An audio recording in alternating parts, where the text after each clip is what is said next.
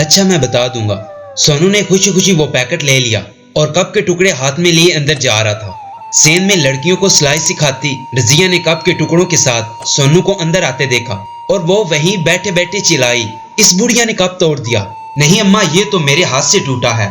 सोनू ने नीमको का पैकेट दांत से खोलते हुए बड़ी सफाई से झूठ बोला। रजिया का पारा जितनी तेजी से ऊपर गया था इसी तेजी से नीचे आया। तुम भी बस, चल इसको कूड़े की टोकरी में फेंक, इस कप को।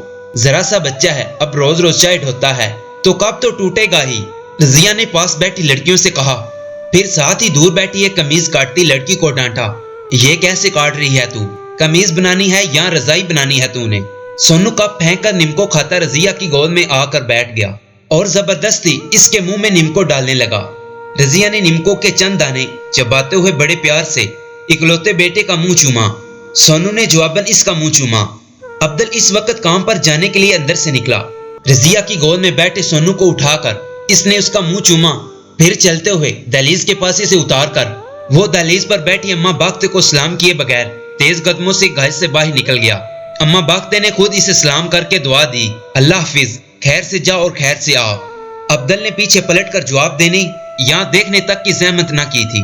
अम्मा बागते तब तक अब्दुल को देखती रही जब तक इसका धुंधला वजूद गली का मोड़ मोड़ न गया। शरीफ ने चौंक कर खाना खाते हुए इस कागज को देखा जो बख्तावर ने पक्का झूलते झूलते अचानक इसके सामने रख दिया। ये क्या है? मैंने आज घर की मुरम्मत और दूसरी चीजों का हिसाब लगाया है, वो सारी चीजें जो घर में होने वाली हैं। बख्तावर ने इसे बताया। खाना खाते खाते अपनी उंगलियां चूस कर साफ करते हुए वो कागज उठाकर कुछ तजस्सुस के आलम में पड़ा। इसके माथे पर कुछ बल आ गए थे। ये तो बड़े पैसे लग जाएंगे बख्ते, चूड़ियां बेचकर इतने तो पैसे नहीं मिलेंगे, इसने कुछ तफसील से कहा। पता है मुझे, इसलिए मैंने सोचा है अपनी बालियां और शादी की अंगूठी भी बेच दूं। जेवर का क्या है, जेवर तो आता जाता रहता है, इसने बेहद इत्मीनान से कहा। पर बख्ते अभी मकान की किस्तें जारी हैं, मुरम्मत पर सारा पैसा लगा देंगे तो किस्तें कहां से देंगे? अगर जेवर बेचना ही है तो किस्तों के पैसे दे देते हैं, मुरम्मत तो मैं और तुम मिलकर थोड़ी थोड़ी करते रहेंगे। बख्तावर यकदम मायूस हो गए। वो कैसे करेंगे मुरम्मत? चल तू ना करना, मैं कर लूंगा, छुट्टी वाले दिन शुरू करता हूँ काम। शरीफ ने फौरन कहा, एक छुट्टी का ही दिन होता है तेरे पास आराम करने के लिए, वो भी काम में जाया करेगा। छोड़ शरीफ, मुझे बता, थोड़ा थोड़ा करके मैं कर लूंगी, रंग कर लूंगी, प्लस्तर भी थोड़ा बहुत कर सकती हूँ। बख्तावर ने सोचते हुए कहा, तू बच्चा संभालेगी या ये काम करेगी? जब मैं काम करूंगा तू मेरे साथ हाथ बटा देना मेरा, पर इस तरह बच्चे को छोड़कर घर की मुरम्मत पर ध्यान ना दे।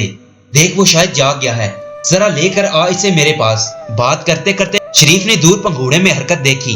एक गुब्बारा ले लूं अम्मा? सोनू ने इसे चुंका दिया। वो एक गुब्बारा हाथ में लिए खड़ा था। चल ले ले, हवा भर के दिखा मुझे, अम्मा ने बड़े शौक से अपनी ऐनक ठीक करते हुए कहा। सोनू बड़ी फुर्ती से गुब्बारे में हवा भरने लगा। गुब्बारे में आधी हवा भरकर इसने अम्मा के सामने किया। अम्मा ने बड़े इश्तियाक के साथ गुब्बारे को हाथ लगाकर देखा, पूरी हवा नहीं भरी। अम्मा ने इतराज किया, फट जाएगा अम्मा। सोनू ने फौरन कहा, फट जाएगा तो क्या हुआ, दूसरा दे दूंगी तुझे। अम्मा ने कहा, दूसरा देगी तो घाटा हो जाएगा। अम्मा साख्ता हो गई। मुझे तुझसे एक बात करनी है शरीफ। बख्तावर रात के वक्त शरीफ की चारपाई पर बैठते हुए बोली। हाँ बोलो। शरीफ कुछ चौंक कर इसे देखा। तू दर्जी के काम के साथ साथ कोई और काम भी ढूंढ। शरीफ उठकर बैठ गया। क्यों, क्या हुआ? अब गुजारा नहीं होता शरीफ, घर की अगली किस्त करीब है, इस बार फिर किसी से कर्जा लेना पड़ेगा। बख्तावर परेशान थी। मैं खुद भी यही सोचकर परेशान हो रहा हूँ, शरीफ ने बेहद थके हुए अंदाज में कहा। अब तो बेचने के लिए भी कुछ नहीं रहा। बख्तावर ने एक गहरा सांस लिया। घर के अखराजात कुछ कम हो जाएं तो। बख्तावर ने शरीफ की बात काट दी। और कितने कम होंगे, पहले ही एक वक्त का खाना खाते हैं हम लोग। दोपहर को तो चटनी या प्याज के साथ रोटी खाती हूँ मैं। बच्चे के दूध के अलावा दूध भी नहीं लेती, चाय तक दूध के बगैर पीती हूँ। कितने महीनों से कोई नया कपड़ा नया जूता नहीं लिया मैंने। बच्चे के भी कपड़े इन कतरों से बनाती हूँ जो तुम दुकान से लेकर आते हो।